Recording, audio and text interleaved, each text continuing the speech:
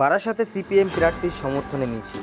এদিন বিকালে বারাসাতে সিপিএম প্রার্থী সঞ্জীব চট্টোপাধ্যায়ের সমর্থনে বারাসাত মিলনীর মাঠ থেকে শতদল মাঠ পর্যন্ত একটি বর্ণাঢ্য মিছিলের আয়োজন করে সিপিআই। এই মিছিলের মাধ্যমে বারাসাতে প্রচার সারলেন বারাসাতের সিপিএম প্রার্থী সঞ্জীব চট্টোপাধ্যায়। যখন নমিনেশন দেওয়া হলো আমাকে, দুজন মানুষ আমাকে আলিমুদ্দিন সিটে বলেছিলেন, তবে বিমান বসু এবং কমরেড নরেশ চট্টোপাধ্যায়, যে বারাসাতে আমরা দাঁড়িয়েছি, আমরা জিতবো বলে, ভোট বাড়ানোর লড়াই বারাসাতে নয়।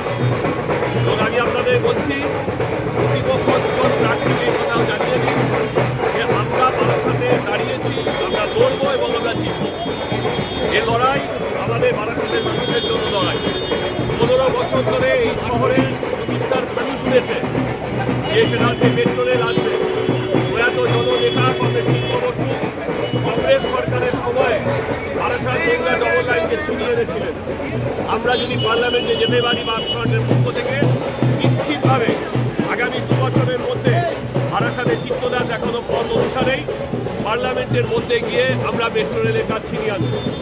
অশোকনগরে ওএনজিসি যেখানে তেল উৎপাদন হচ্ছিল, হাজার হাজার ছেলে মেয়েদের কর্মসংস্থান, সেই কর্মসংস্থানের প্রশ্নে আমাদের সরকার বেনিয়াদের হাতে ওএনজিসিকে তুলে দেওয়ার জন্য তারা ওএনজিসির প্রকল্প ওখানে বন্ধ করে দিয়েছেন। আমরা দাবি করব, আর পার্লামেন্টে যে কথা এখন ওঠে না, গরিব মানুষের জন্য দ্রব্যমূল্য বৃদ্ধি রোধ করতে হবে। আমরা বামপন্থীরা বলেছি যে যারা ধনিক শ্রেণী তাদের কাছ থেকে অর্থ কেড়ে নিয়ে গরিব মানুষের এই সুরাহা সরকারকে করতে হবে। কোম্পানি রাজ নয়, নেতাজি সুভাষচন্দ্র বসুর পথে নয়া ভারত গড়ে তুলুন। এবং সারা রাজ্য জুড়ে যে সন্ত্রাস, এবং সবথেকে যে বড় কথা, এপ্রিল থেকে এই গত 1 মাসের মধ্যে প্যান 40-র দাম ছিল 7 টাকা 30 পয়সা, সাধারণ মানুষকে কিনতে হচ্ছে 14 টাকা দরে।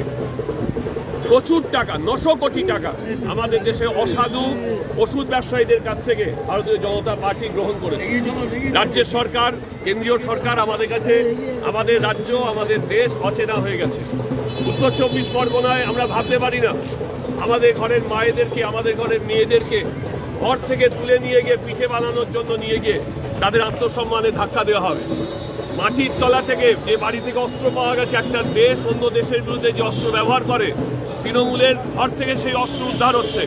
এই যে এত অর্থ ব্যবহার হচ্ছে, তৃণমূল এবং বিজেপি ভোট পার্টি যারা লড়াইয়ের মূল ময়দানে, তাদের সঙ্গে অর্থের পাচ্ছি না। সারা বারাসাত লোকসভাতে বলে যেখানে 100 ফ্ল্যাগ, সিল্কের 100 ফ্ল্যাগ, আমাদের সহকর্মীদের 10টা ফ্ল্যাগ লাগাতে গিয়ে দম বেরিয়ে যাচ্ছে। একটা দেয়াল লেখা দেখছেন, সম্পূর্ণ তৃণমূল কংগ্রেস এবং বিজেপি লুঠের টাকাতে গরিব মানুষের বুকের ওপর পা দিয়ে যে টাকা উদ্ধার করেছে, সেই টাকাতে নির্বাচনী প্রচার ওরা কাজ করছে। বিদ্যুতের বিল বাড়ছে, সঞ্জীব গোয়েঙ্কার কাছে বিদ্যুতের দপ্তর বিক্রি করে দেওয়া হচ্ছে। ফলে তৃণমূল বিজেপির সঙ্গে অর্থের মানদণ্ডে আমরা প্রতিযোগিতায় নেই। আমরা মানুষের সমর্থন কত বেশি করে আদায় করতে পারি, সেই কাজই চলছে।